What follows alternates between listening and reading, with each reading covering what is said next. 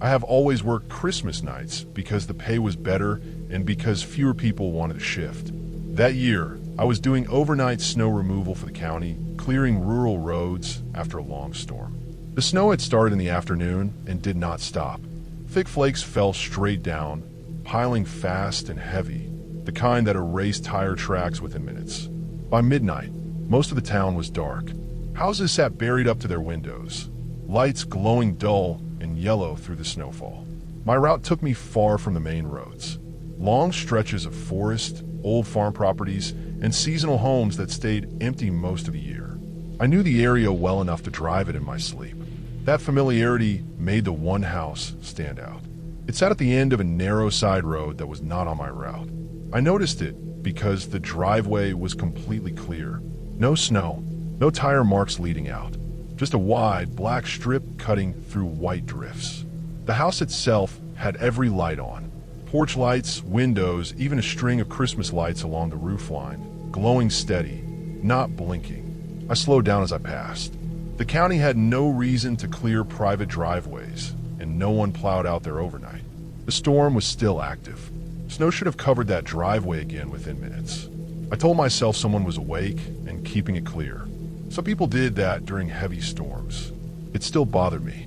I checked my route map. The road was not marked as serviced. I should not have gone down it. I turned anyway. The truck groaned as I eased off the main road and onto the narrow drive. Trees leaned in close on both sides, their branches heavy with snow.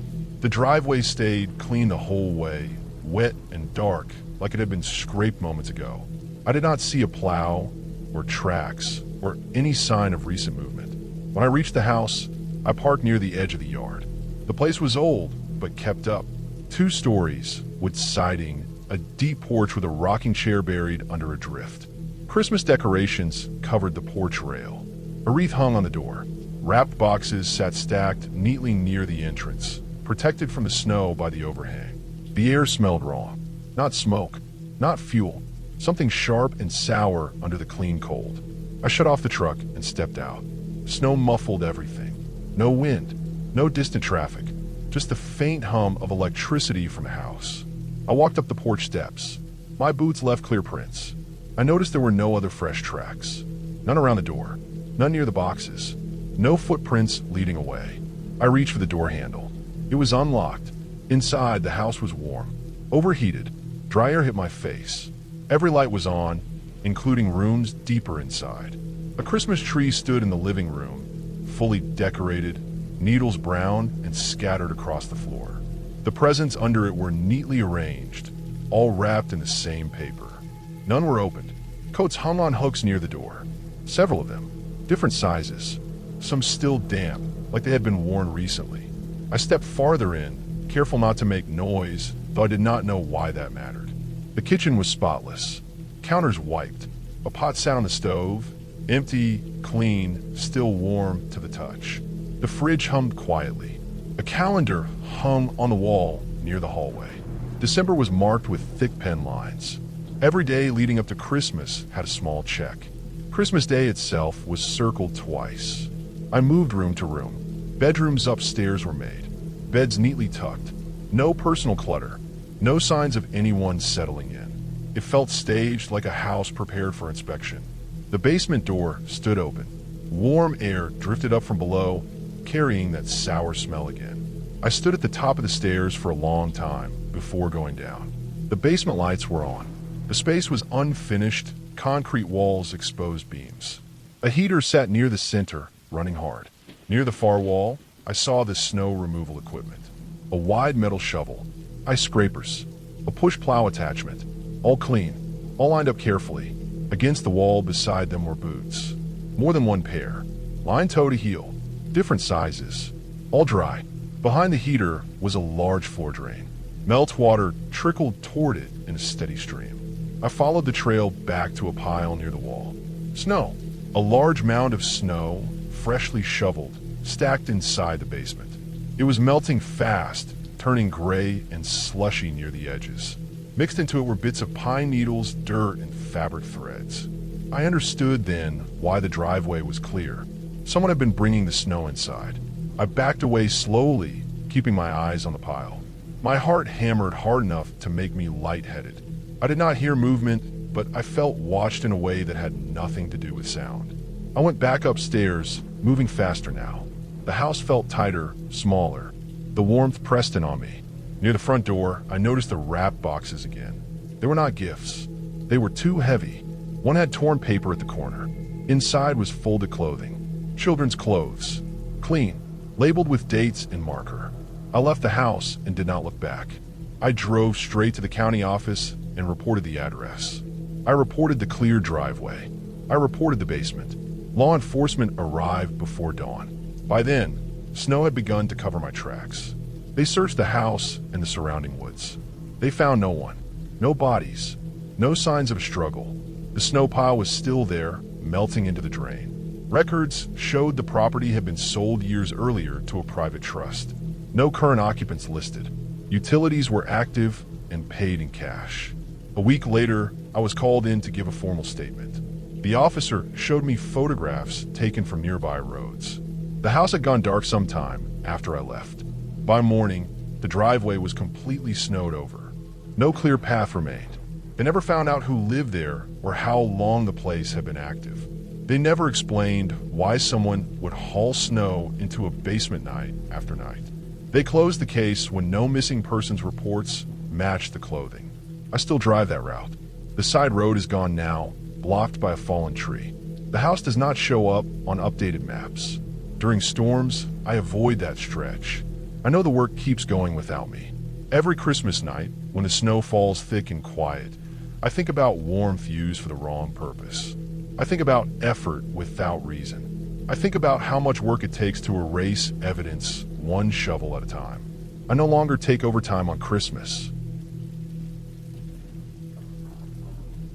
I was taking a night train home for Christmas because it was cheaper than flying and I didn't feel like driving through snow for 8 hours. The route was supposed to be simple. One overnight line that cut through the northern forests, then a transfer in the morning. I had taken it once before years earlier. It wasn't comfortable, but it was reliable. The station was quiet when I boarded. Christmas decorations were taped to the walls, paper garlands curling at the edges. A few families waited on benches with bags at their feet. Everyone looked tired. The train itself looked older than I remembered. Faded paint, windows scratched from years of grit and ice. Still, it pulled in on time, doors opened, and we boarded without issue. I found my seat near the middle of one of the cars. The heater worked. The overhead lights were harsh but steady. I stowed my bag under the seat, put my coat on top of it, and watched the station slide away as we started moving. Snow fell lightly, catching in the yellow glow of the platform lights before fading into darkness. I told myself I would stay awake for a while, maybe read, but the motion of the train did what it always does. The gentle sway, the hum of the tracks, the low vibration through the floor. My eyes closed without effort. I don't know how long I slept. It felt like minutes and hours at the same time.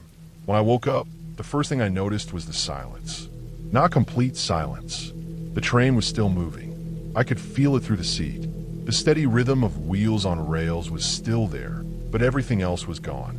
No voices, no coughing, no phones, no rustling bags. The overhead lights were off. Not dimmed, off. The car was lit only by the faint glow coming through the windows. Snow blurred past outside, reflecting moonlight. Endless forest pressed close on both sides, dark trunks and white ground stretching without break. I sat up slowly. My heart started to beat faster, not from fear yet, but confusion. Trains don't just turn the lights off. Not completely. Not without announcement. I looked down the aisle. Empty seats. No people. No movement. I stood and walked a few steps, my boots sounding too loud on the floor. I checked the rows ahead and behind me. Every seat was empty. Bags gone. Coats gone. It was as if everyone had been removed carefully while I slept. I moved toward the door at the end of the car. The small indicator light above it was dark. I pressed the button anyway. Nothing happened. The door didn't budge. I tried next car. Same thing. Darkness. Empty seats. The smell of cold metal and old fabric. I walked faster now, checking each section, my breath visible in the colder air between cars. There was no conductor. No staff. No sign that anyone had been there recently. The intercom crackled without warning. The sound made me flinch hard enough that my shoulder hit the wall. A voice came through, flat and mechanical, the kind used for automated announcements. It announced an upcoming stop. The name meant nothing to me. I had studied the route before boarding. This wasn't on it. The pronunciation was careful, like it was reading from a list. The voice cut off. I stood there listening. The train kept moving. Outside, the forest didn't change. No lights, no buildings, no roads, just trees and snow. Minutes later, the train slowed. The brakes hissed softly and the motion shifted. I moved to a window and pressed my forehead close to the glass. A platform appeared out of the dark. Narrow, concrete, bare. One overhead lamp flickered weakly, casting a small circle of light. There was no station building, no sign, no fence, just the platform and forest beyond it. The doors opened with a heavy clunk. Cold air rushed in, sharp and dry. The light outside didn't reach far. Beyond it, the trees crowded close, black and dense. I felt a pressure in my chest that had nothing to do with the temperature. A strong sense of being observed. Not imagined shapes, not movement, just the certainty that stepping off would be a mistake. The door stayed open for longer than any normal stop. Then they closed. The train started moving again. I didn't relax. I stayed standing, bracing myself against a seat. The intercom crackled again after a long stretch of nothing. Another stop name. Different, just as unfamiliar. The same pattern repeated. Slow down. Platform. Flickering light. Doors opening. Empty space beyond. Each time, the feeling outside the door felt heavier. More focused. Like whatever waited beyond the light was aware of me specifically. I didn't see anything. I didn't hear anything. But my body reacted anyway. Muscles tight. Breath shallow. Skin prickling. After the third stop, I stopped out of myself. Something was wrong in a way that couldn't be explained by a simple malfunction. I made my way toward the front of the train, moving carefully between cars. The floor vibrated differently closer to the engine. Louder, more force behind it. When I reached the first car, I saw the door to the operator's cabin. It was closed. I knocked once. No response. I tried the handle. Locked. The intercom announced another stop. I didn't wait to see it. I ran back toward the middle of the train, heart pounding so hard it hurt. I knew where the emergency brake was. Every train has one. Red handle. Clear warning labels. I had never imagined using it. The next slowdown had already begun when I reached it. The platform slid into view through the window. This one looked older. Cracked concrete. The light barely worked at all. The forest seemed closer here, the trees pressing in toward the edge. The doors opened. The cold hit my face, and with it that same sense of presence, stronger than before. It felt patient, expectant. I pulled the emergency brake. The sound was violent, metal screaming against metal. The train shuddered, throwing me off balance. I hit the floor hard, pain shooting through my shoulder. The cars jolted and swayed as we slowed, then finally stopped completely. The doors stayed open. I scrambled up and slammed them shut manually. My hand shook so badly, I dropped my grip twice before they sealed. The train sat still in the dark, engine humming unevenly. I stayed where I was back against the wall until lights appeared outside, flashing, blue and white cutting through the trees. It took time, long minutes. I don't know how long I sat there, listening to my own breathing, waiting for something else to happen. Eventually, people boarded the train. Real people, heavy boots, radios crackling, voices overlapping in a way that felt grounding, even though I couldn't make out the words clearly at first. They found me sitting on the floor, shaking, barely able to stand. Later, after statements and paperwork and hours under bright lights, they explained what had happened. The train I boarded wasn't supposed to be running. The line had been shut down years earlier after repeated issues with remote sections of track. Budget cuts, low ridership, sections left unmaintained. The route was officially closed, though some rails were still physically intact. A maintenance transport had been scheduled that night to test sections of a line before a possible removal project. It wasn't meant to carry passengers. Somehow, through Through a scheduling error and outdated systems still sharing databases, it had been listed as active. Tickets were sold automatically. No human caught it. The automated system still had old station data loaded. Test stops. Decommissioned platforms used decades ago. The announcements weren't wrong. They were outdated. There were no conductors because there weren't supposed to be any passengers. The other people I remembered boarding had been rerouted at the last moment to a different train. I never saw it because I was already asleep. As for the feeling outside the doors, they said that part was the forest. Isolation, darkness, the brain filling gaps when there is nothing familiar to anchor it. The emergency brake likely saved me from something worse. Sections of track ahead were unstable. One of the platforms we passed no longer met safety standards. Had the train continued, it could have derailed in an area that would have taken days to reach. I made it home late. Christmas passed quietly. I still take trains. I still fall asleep sometimes. But when I wake up now, the first thing I do is listen. And if I ever hear a train moving in silence again, I won't wait for an explanation. I started volunteering for foreclosure cleanups because the pay doubled during the holidays and I didn't have anyone waiting for me at home. Christmas meant empty streets, quiet crews, and overtime checks that made January easier. The work was simple on paper. Bag what could be saved, document what couldn't, leave the place ready for sale. I told myself I liked the quiet. I told myself I liked being useful. Most houses were already hollow when we arrived. Stripped copper, broken doors, trash left behind out of spite. This one was different before I even unlocked it. The place sat back from the road, 2 stories, old siding, painted a pale color that no longer looked clean under snow. Plastic was still stapled over the windows from some long past winter. It rattled lightly in the wind. Snow had blown deep onto the porch and packed hard against the door, like no one had opened it in a long time. The key turned with resistance. The lock complained. The door opened only a foot before stopping. Snow had drifted inside and frozen in place. I leaned my shoulder into it until it gave way, the sound sharp in the still air. The cold inside felt preserved, not just unheated but held. The smell wasn't mold or animals. It smelled like dust and pine and old paper. Christmas lights were strung along the banister, dark but still intact. Tinsel hung in loose strips, dull with age. A tree stood in the corner of the living room, needles brown and scattered across the floor. It had been real once. You could tell by the way the branches sagged. Ornaments still hung from it, some glass, some handmade, all untouched. Presents sat under the tree. They were wrapped in different paper, some faded red, some green, some with snowmen printed in styles that felt older than I expected. Every tag had the same handwriting. Careful, rounded letters. No names were scratched out or crossed over. They were all addressed to different people. I didn't touch them. I documented the room like I was supposed to, took photos, wrote notes, moved on.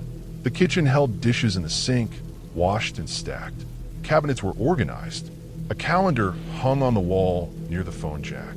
December 2004 was circled in red marker. Thick lines pressed into the paper. Every day after that was crossed out. The marks grew heavier toward the end of the month. Some tore through the paper completely. Upstairs, the bedrooms were made. Beds tight, closets full, clothes sorted by size. Toys lined shelves, clean and placed with care. Nothing was packed. Nothing was thrown around. It felt paused, like someone had stepped away with the intent to return. The basement door was closed. The handle was cold and left a metallic smell on my palm. When I opened it, the air that came up was wrong. It wasn't strong at first, just a hint of something sharp and sour, like cold metal mixed with rot. The stairs creaked under my weight. The light switch worked. One bare bulb flickered to life. The basement was unfinished. Concrete walls, exposed beams. A furnace squatted in the center, old but solid. The smell was stronger down there, not overwhelming, persistent. It settled in the back of my throat. I moved slowly, checking corners, shining my light behind stored boxes and bins. Behind the furnace, I saw coats stacked neatly against the wall. Heavy winter coats, parkas, wool jackets, all folded with care. Beside them, shoes are lined up. Boots, sneakers, dress shoes, small shoes, all different sizes, all clean, no dust on them. They had been placed, not left. I stepped back and scanned the rest of the room. Shelves held canned food, labels facing out, some expired by years. A workbench stood against one wall. The surface was clean, no tools out of place, no signs of struggle anywhere, just order. I checked the paperwork again when I came upstairs. The job notes were short. Family relocated. No additional details. No biohazard warnings. No special instructions. I felt a pressure building behind my eyes that had nothing to do with the cold. I finished documenting the house, but didn't remove anything. I locked the door and called the office for my car. I didn't describe it as fear. I described it as concern. They told me to leave it secured and they would escalate it after the holiday. I didn't sleep much that night. The image of the crossed-out calendar days replayed in my head. The pressure of the marker tearing through paper. The idea of someone marking time that way, day after day, with no one else noticing. 2 weeks later, an investigator called me back. The house had been flagged years ago, but slipped through the system during a backlog after a regional office closed. The family hadn't relocated. They disappeared. Utilities were shut off after non-payment in early 2005. No one forced entry. No neighbors reported anything unusual. Snowfall that winter was heavy. The road wasn't plowed often. Mail piled up until it stopped coming. Records showed the father had been laid off months before. Savings drained. The mortgage fell behind. The bank filed. Notices were posted. No response. The last confirmed activity was a grocery purchase a week before Christmas. What happened inside was reconstructed from evidence found in the basement. The coats and shoes matched the family members listed on the deed. Adult sizes, child sizes, all present. No personal effects missing. The furnace had been altered. A vent blocked. The smell came from corrosion and long-term moisture mixed with residue from combustion. It wasn't a sudden event. It took time. The calendar mattered. December 2004 was when the power was cut. The crossed-out days marked how long they stayed, how long they rationed food, how long they waited. The presents under the tree were meant to be opened. The handwriting matched the mother's signature on school forms. She wrapped them anyway. There was no sign of violence, no sign of anyone leaving. They stayed together. They prepared. They cleaned. They lined things up the way they wanted them found.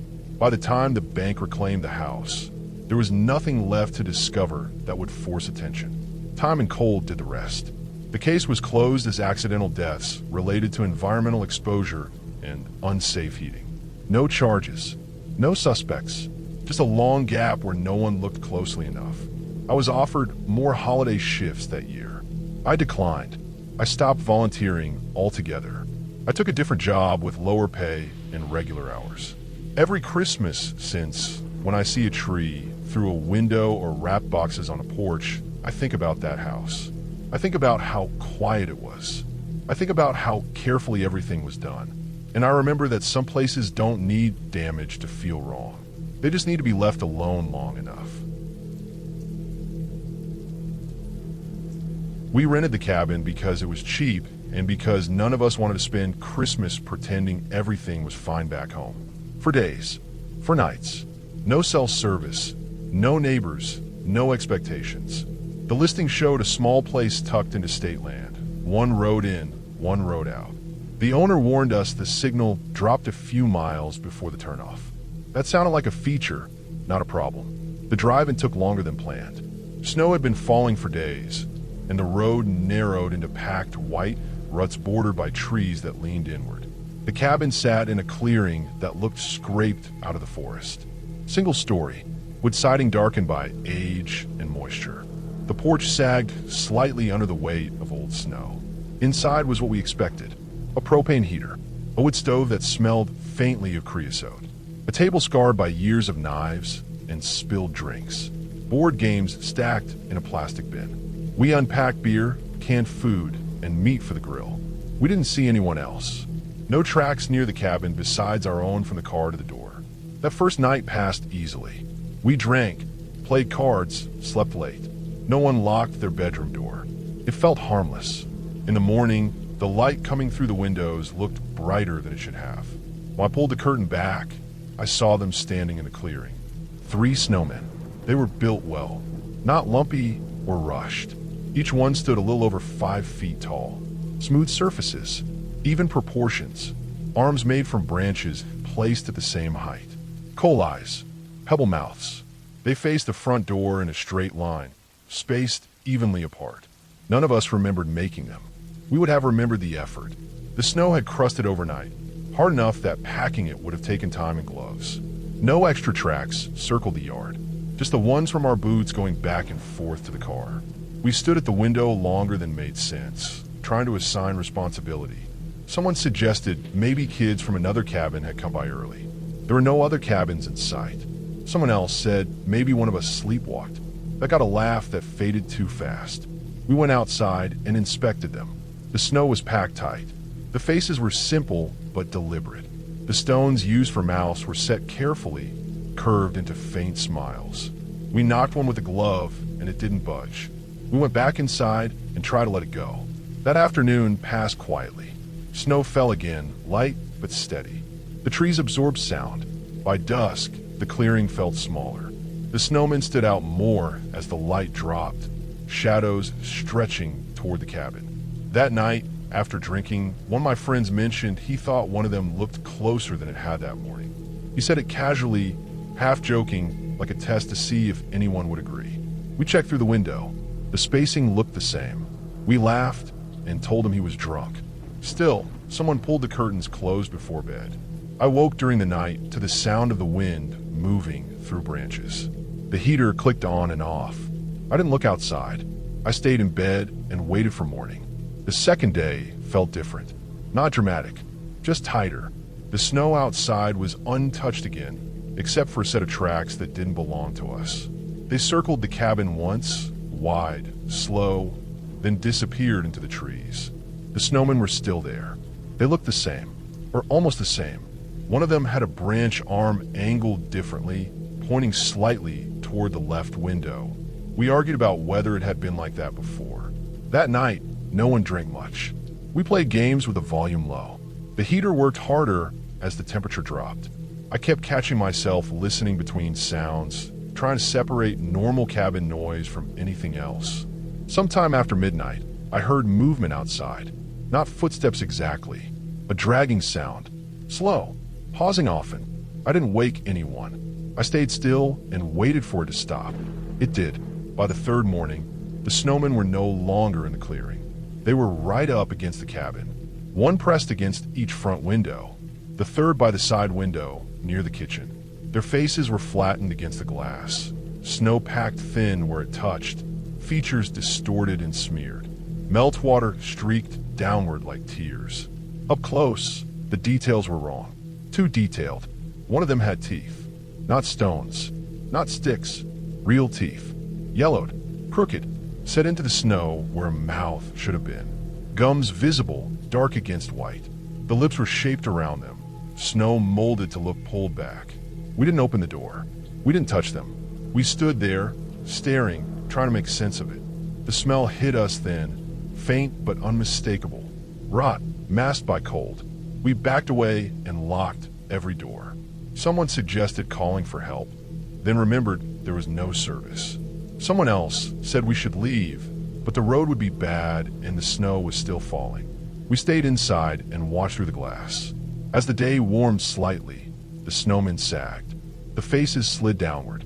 The teeth stayed in place, held by something embedded deeper. Hair appeared in clumps as the snow thinned. Dark matted strands. One head slumped sideways, revealing an ear frozen into the snow. By afternoon, the truth was clear. These weren't decorations. They were built around bodies. Human bodies posed upright, packed tight with snow to give them shape. The branches weren't arms. They were supports. The snow wasn't sculpted for fun. It was concealment. We found more when the snow collapsed further. Fingers frozen together. Fingernails blackened. Clothing beneath the snow, layers stiff with ice. We didn't wait for full dark. We packed what we could and forced the door open. The smell outside was stronger now. We stepped wide around the shapes and made for the car. That was when we saw the tracks clearly. Not just from the night before. Weeks worth, leading from deep in the woods to a low structure half buried under snow behind the cabin. A shed we hadn't noticed before blended into the tree line. The door hung open. Inside were more clothes, more personal items, wallets emptied of cash but not cards, IDs stacked together, teeth wrapped in cloth, some missing, some cracked, tools for removing them. The man who lived there was found 2 days later by search crews, hiding farther upslope, weak and frostbitten. He had been living off hikers and hunters who never made it home, using the cabin rentals to bring fresh people close without effort. The snowmen were his way of marking territory and watching reactions. If people laughed and stayed, he watched longer. If they panicked and left early, he stayed hidden. We were never meant to last past the third day. The police told us the cabin owner had no idea. The shed wasn't on his land records. The man had been there for years. I still think about the care that went into those snowmen. The balance, the patience, the way the faces were turned toward the windows like someone leaning in to see who was inside. Every Christmas since, when snow falls thick and quiet, I look at the yard before I open the door. I don't build anything. I don't laugh when something looks wrong. And I never assume snow hides what it covers. My name is Elena, and I volunteered for the Christmas toy drive because it felt practical. I had time off work, a reliable car, and no kids of my own. The organization paired volunteers with delivery routes based on zip codes. It wasn't glamorous. You picked up labeled boxes from a warehouse, loaded them into your trunk, and dropped them at addresses pulled from a list submitted by social services, schools, and shelters. Most deliveries were quick. A knock, a signature, a thank you, and you moved on. That afternoon was cold, even for December. The kind of cold that made the air feel brittle. Snow had fallen the night before and turned to gray slush near main roads, but side streets stayed white and uneven. I followed the route in order, checking names off as I went. Everything was normal until the last address. The GPS hesitated as soon as I entered the street name. The map zoomed in and out, spun slightly, then settled on a blank patch of gray. No building outline, no number marker. I slowed and drove the block anyway. The street existed. The sidewalks existed. The houses on either side were small, but maintained, lights on, reeds in windows. Halfway down the block, there was a gap where a building should have been. Set back from the road was a concrete structure, 4 stories tall, narrow and deep. No sign out front, no address number posted anywhere. The windows were dark, most of them covered with mismatched curtains or cardboard.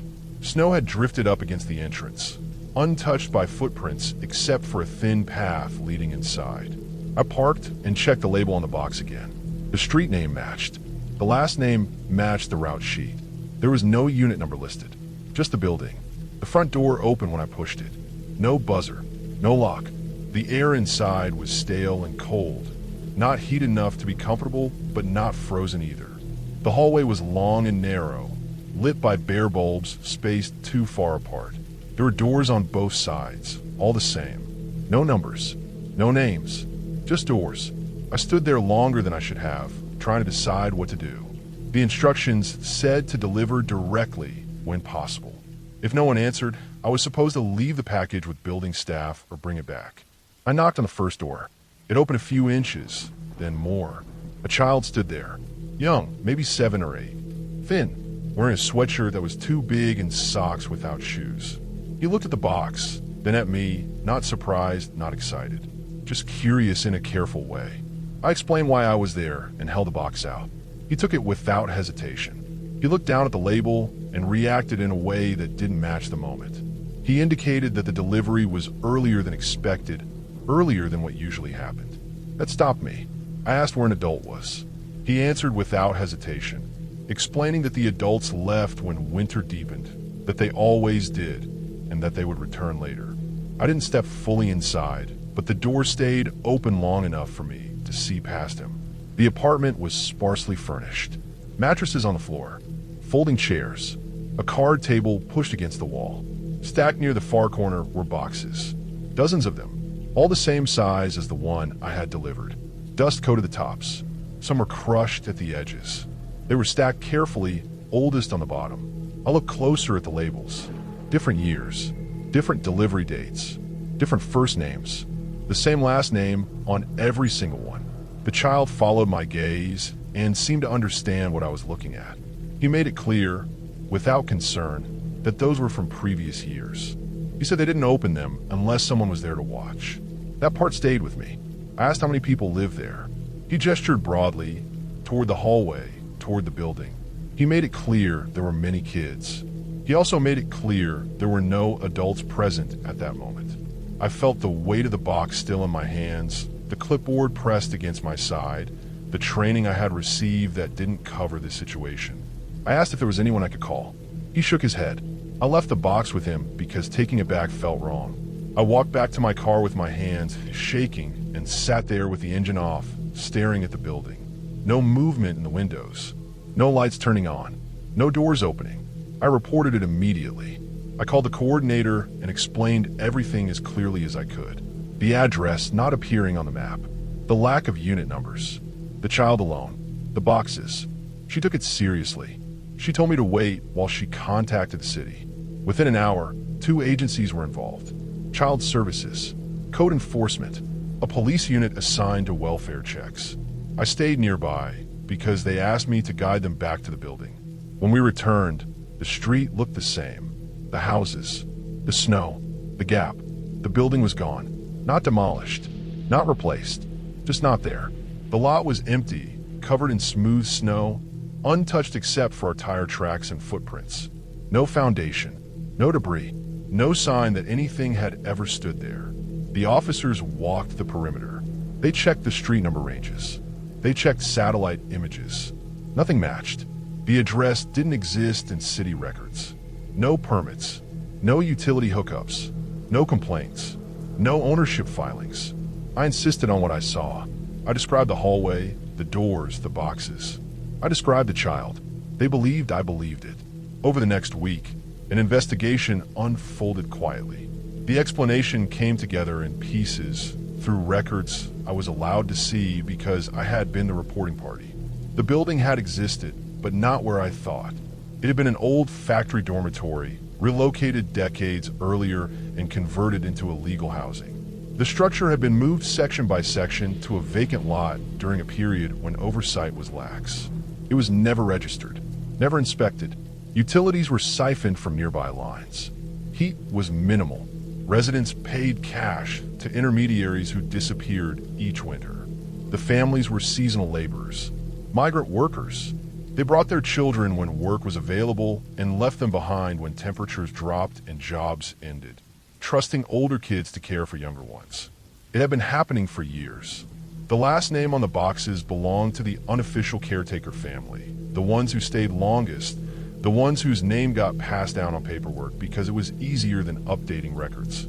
The reason the building wasn't there when authorities arrived was simple and horrifying. It had been emptied overnight, not vanished, cleared. The intermediaries knew the signs of scrutiny. They moved fast. The structure itself was dismantled again, loaded onto trucks, and hauled away before dawn. It wasn't the first time. The children were found days later in another city, relocated with the building, already settling into the same pattern. The boxes of toys were never opened. They were found abandoned in a storage unit, still labeled, still sealed.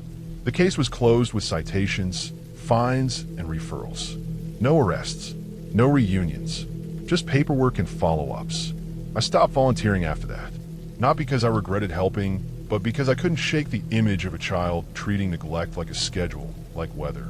I still think about that building every Christmas, about how easy it was for it to exist without being seen, about how many years people drove past it without noticing the gap where something shouldn't have been. I was driving home later than I meant to, the kind of late that makes roads feel unfamiliar even when you've used them for years. Christmas Eve had thinned traffic down to almost nothing. The sky was low and heavy, snow falling just enough to blur the edges of the world.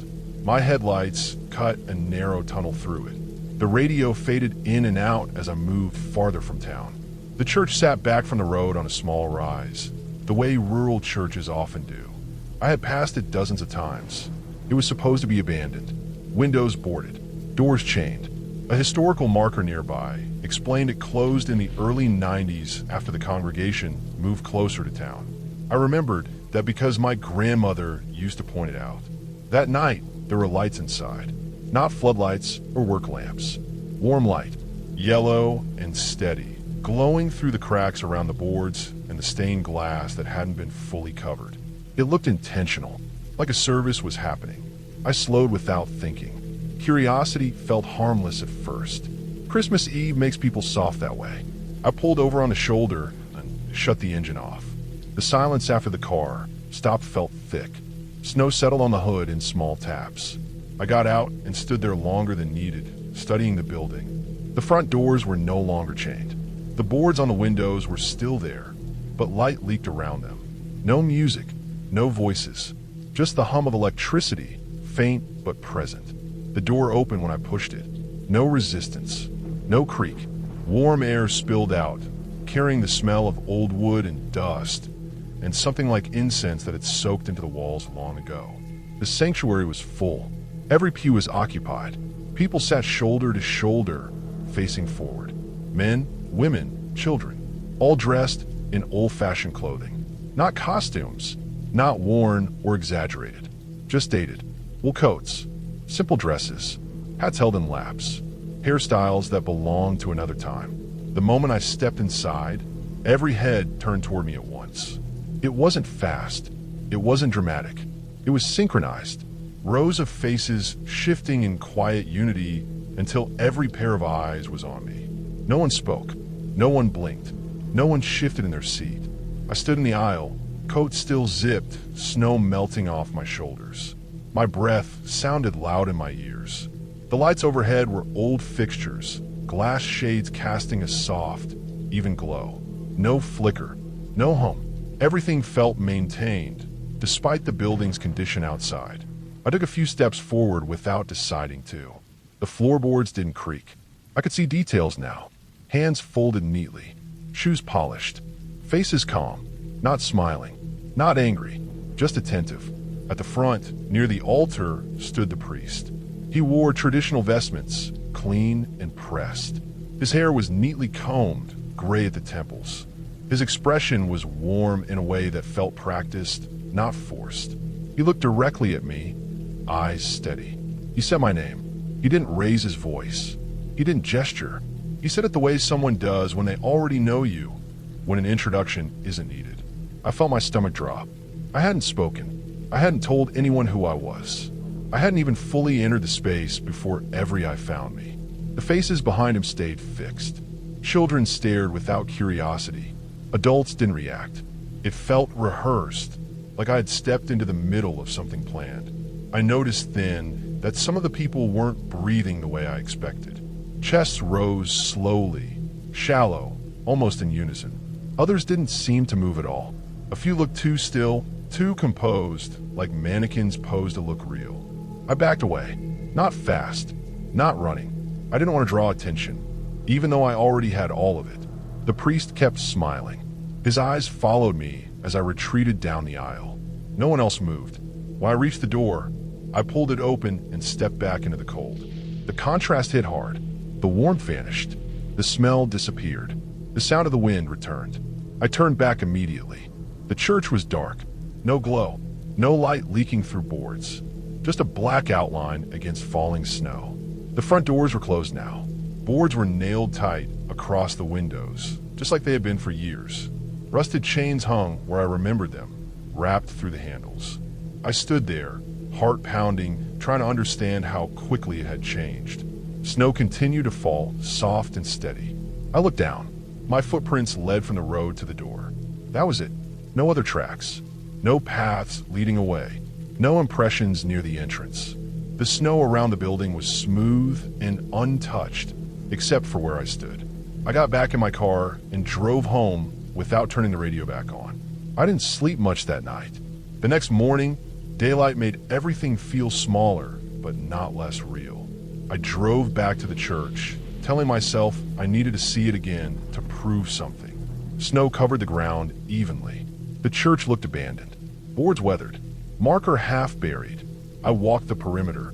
I found tire tracks leading behind the building, faint but present, partly covered by fresh snow. They led to a narrow service road I'd never noticed before, one that curved toward a cluster of trees and disappeared. I did some research later. Not that day. Later, when enough time had passed for my hands to stop shaking when I thought about it. The building wasn't truly abandoned. It was owned by a private group that used it for historical reenactments and religious study. Closed events, seasonal gatherings. They had permission to use temporary power. They didn't advertise. They didn't invite outsiders. I found photos online from previous years. The clothing matched. The lighting matched. Even the arrangement of the pews matched. What didn't match was me being there. I checked my coat afterward and found a name tag pinned inside, from work, with my name printed clear. I had forgotten it was there.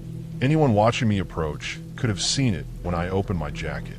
Anyone expecting a visitor, planned or not, could have prepared. The reason there were no other footprints was simple.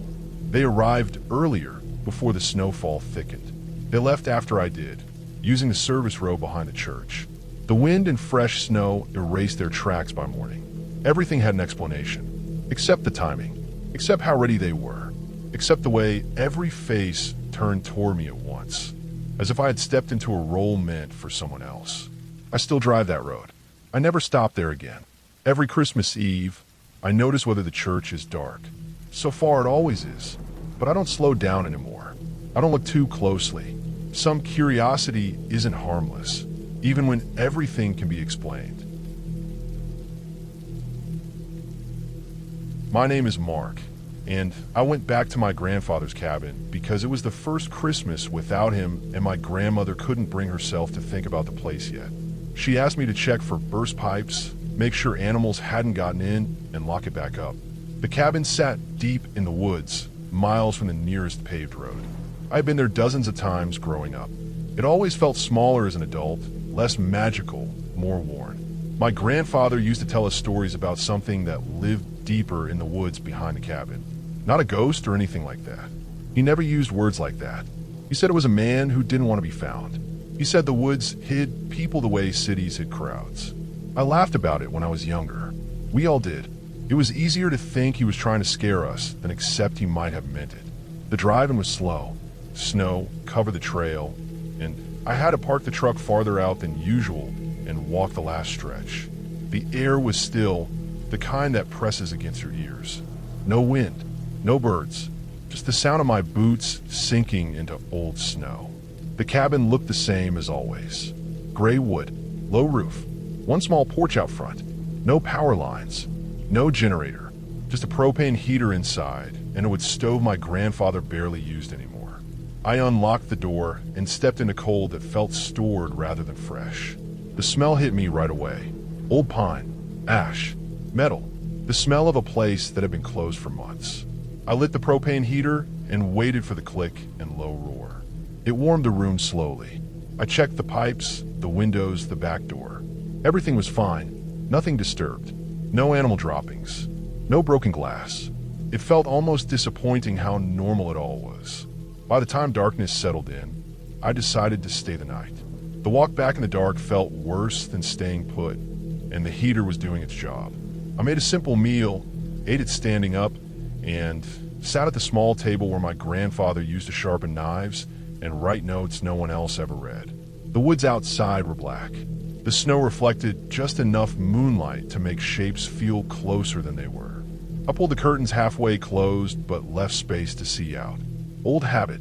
That was when I heard the first sound. Slow crunching. Not heavy, not rushed. Each step placed carefully. Snow being compressed by weight that knew where it was going. It wasn't an animal moving fast or careless. It was measured. The sound moved along the side of the cabin, paused, then continued. It didn't approach the door. It didn't retreat. It circled. I stood still and listened. The heater clicked softly behind me. My own breathing sounded too loud. The crunching came closer to the windows. When a shadow passed across the thin curtain, my stomach tightened. The shadow was wrong. Too tall, too narrow. It stretched high along the wall, head near the top of the window frame. The proportions didn't match any animal I knew. It moved upright, slow, controlled. I backed away from the window without turning my back on it. Another shadow passed the opposite wall, then another. I realized it wasn't just one. The shadows overlapped at times, crossing in ways that made my depth perception fail. The crunching continued. One step, pause, another step, no slipping, no hesitation. I thought about my grandfather's stories then, the way he never laughed while telling them, the way he always said the woods behind the cabin weren't like the rest.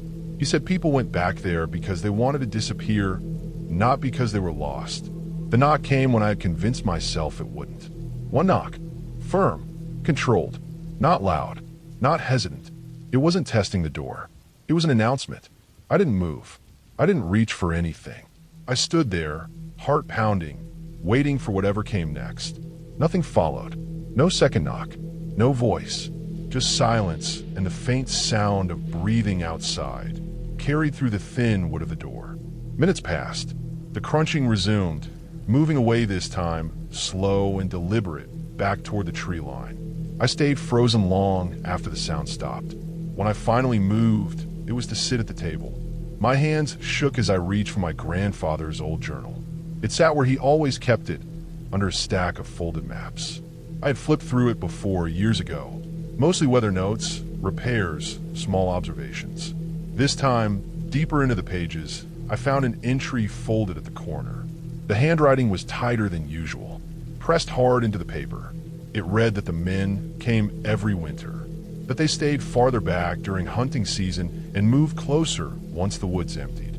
But they built platforms in the trees and used long frame stilts to move across deep snow without leaving normal tracks. That they watched cabins to see which ones were empty and which ones had people who would not ask questions. He wrote that they were not ghosts. They were not legends. They were men who lived off stolen traps, abandoned camps, and whatever they could take without being seen. He wrote that they used height to scare people away.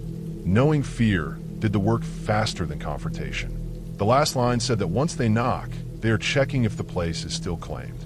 I read it twice. Then again, I understood the shadows then, the narrow shapes, the height, the careful steps, the single knock. It wasn't meant to start anything. It was meant to measure me. I packed my things without turning my back on the windows. I kept the lights off. I waited until dawn stained the snow gray before stepping outside. I found the tracks then, not footprints. Long, narrow impressions spaced farther apart than any normal stride. Pressed deep, deliberate.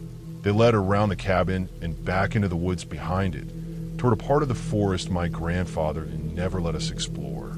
I locked the door and left the key where my grandmother told me to. I didn't go back. When I told her the place was fine, I didn't mention the journal. She already knew. She had lived with those stories longer than I had. The cabin was sold the following spring. The new owners only stayed during summer now. The woods behind it remain untouched. And every Christmas since, when snow falls deep and quiet, I think about men who learn how to become shapes instead of people, and how fear can be built with nothing more than patience and height. I worked seasonal retail at a mall that was already dying before December arrived. Half the stores were shuttered with paper taped inside the windows. Escalators ran slower than they used to. The air always smelled like dust, fryer oil, and old carpet cleaner.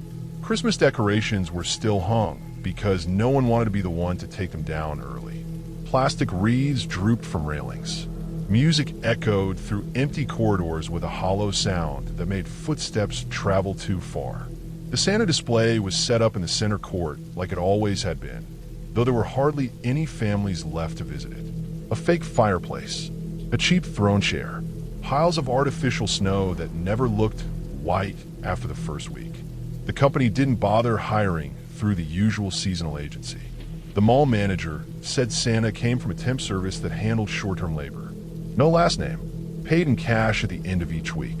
No paperwork beyond a first name and a phone number that went straight to voicemail. He showed up early every day. He left exactly on time. He never spoke to employees, not even a greeting. He only spoke to kids, and even then, quietly, leaning in close, so parents had to bend forward to hear him. He never laughed loud, never waved, never broke character. When kids cried, he didn't flinch. He waited until the handler moved them along. I worked at a clothing store across from the food court. From my register, I could see the Santa set if I leaned a little to the side. I started noticing how still he was. Even when no one was around, he stayed seated, hands folded on his lap, eyes forward. Most Santas wandered or stretched or talked to staff. He didn't. After closing, the mall felt different. The lights dimmed, but never shut off fully. Security gates rattled as stores pulled them down. The echo got worse. Sounds felt delayed. My locker was in a back hallway near the loading docks, shared by several stores. The hallway was narrow and always cold, even when the mall was warm. One night close to Christmas Eve, I reached my locker and realized my key was missing. I checked my pockets, my bag, the floor. Nothing. I stood there longer than I needed to, staring at the dented metal door, trying to retrace my steps. I ended up borrowing a spare key from the manager and went home uneasy in a way I couldn't explain. The next day, I mentioned the missing key to security. They said they would check footage. I didn't expect much. Cameras at that mall barely worked. Later that evening, a guard pulled me aside and showed me a clip from the hallway camera. The footage was grainy and angled wrong, but it was clear enough. The hallway was empty. Then Santa stepped into frame. Not in a rush, not sneaking. He stood by the lockers long after his shift should have ended. He looked down the row slowly. Then he reached into his glove and pulled out something small. Metallic. He held it up to the locker doors one by one until it fit. My locker opened. He didn't look inside for long. He took something, closed it, and left. I watched the clip twice. The guard paused it on the object in Santa's hand. It looked like a copied key. I didn't work my full shift that night. I left early and barely slept. The next morning, the mall opened late because of weather. Snow piled against the entrance doors, unshoveled. When I got inside, the Santa set was empty. The handler was there, looking confused, holding a clipboard. Santa never showed up. The manager went to the storage room behind the set. The costume was hanging where it always was. Coat, pants, beard, boots, everything neatly placed. The red sack sat on the floor beneath the rack, heavier than it should have been. Security opened it. Inside were folded paper stars, dozens of them, made from plain white paper, folded carefully by hand. Each star had a name written in blue ink. Children's names, some first names only, some with ages written small in the corner, some with store locations noted. Malvin letters. Food court, play area. My name was there too. Not a child's version of my name. My full name, spelled correctly. Locker hallway written beneath it. The police were called. The mall closed early. Parents who had visited Santa that month were contacted. Security footage was reviewed going back weeks. They found him walking the mall after hours, always with permission granted by management, because he was considered staff. He lingered near stores with young employees, near restrooms, near the play area. He watched patterns. He learned routines. The temp agency number led nowhere. The name was fake. Cash payments were untraceable. The costume came from a rental warehouse that didn't require ID for short-term use. The key explained how he accessed lockers. The stars explained the rest. He wasn't collecting wishes. He was collecting information. Names from parents, from badges, from lockers, from overheard conversations. He folded them into shapes small enough to hide, organized enough to track. They found him 3 days later in a neighboring town, staying in a motel paid for in cash. He had notebooks filled with schedules, maps, and copied floor plans. He had more stars in his bag, some marked with dates that hadn't happened yet. Nothing supernatural came out of it. No mystery ending. Just the slow realization of how much access he had been given because of a costume and a season people don't question. The mall removed the Santa display that night. Decorations came down early. The music stopped. I finished my shifts and never went back after New Year's. Even now, years later, when I see a mall Santa sitting too still, watching too closely, I don't feel nostalgic. I remember a hallway camera, a copied key, and a paper star with my name folded small enough to hide in a gloved hand. I left Denver later than I planned, the kind of late that feels harmless when the sky is still clear and the roads are open. Work ran long. I told myself the snow traffic would be lighter after dark. Christmas Eve meant most people were already where they needed to be. My aunt lived in a small town in southern Wyoming, a place with one grocery store and a gas station that closed early. I had made the drive before, always during the day, always on the highway. That night, I trusted the GPS without thinking about it. The snow started just north of Fort Collins. Not heavy, but steady enough to dull the road and soften the edges of everything. The highway stayed clear, plowed down to wet asphalt, until the GPS chimed and told me to take an exit I didn't recognize. It claimed it would save time. I remember checking the fuel gauge and deciding I had enough. I turned off the highway and followed a two-lane road that narrowed quickly. The pavement ended without warning. The tires crunched onto packed snow mixed with dirt and gravel. The sound changed the mood of the drive right away. There were no houses, no barns, no mailboxes, just open land rolling out into darkness.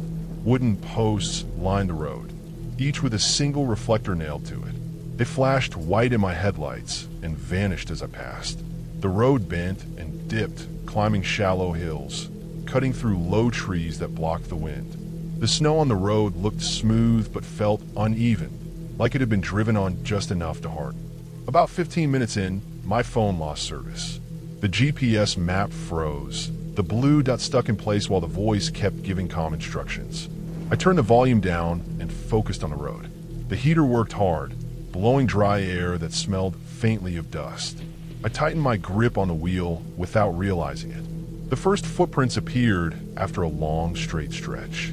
They crossed the road from right to left, clear as if pressed into wet cement.